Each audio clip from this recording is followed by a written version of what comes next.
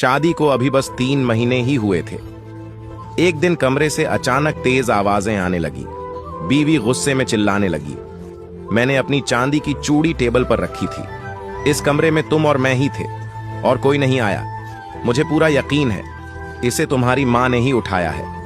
पति ने शांत रहने की कोशिश की, कई बार कहा अपनी जुबान संभालो मां, पर इल्जाम मत लगाओ, लेकिन पत्नी थमने का नाम नहीं ले रही थी। अब वो ऊंची आवाज में बोल रही थी जैसे कोई लड़ाई लड़ रही हो। पति की सहन शक्ति जवाब दे गई। गुस्से में आकर उसने पत्नी के गाल पर एक तमाचा जड़ दिया। पत्नी को विश्वास नहीं हुआ, आंखों में आंसू भर आए और वो सीधा दरवाजे की तरफ बढ़ गई। जाते जाते पलटी और एक सवाल फेंका, तुम्हें अपनी मां पर इतना यकीन आखिर क्यों है?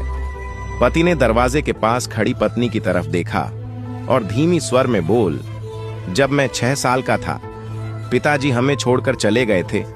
घर में रोटी के लाले थे। मां दूसरों के घरों में झाड़ू पोछा करती थी ताकि मुझे एक वक्त की रोटी मिल सके।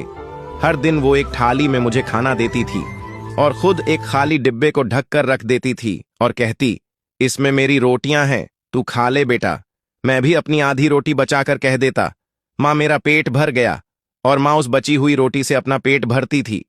आज जब मैं 2 वक्त की रोटी कमा रहा हूं तो क्या मैं ये भूल जाऊं कि मेरी मां ने अपनी भूख मारकर मुझे बड़ा क्या, जिसने अपनी हिस्से की रोटी मुझे दे दी थी?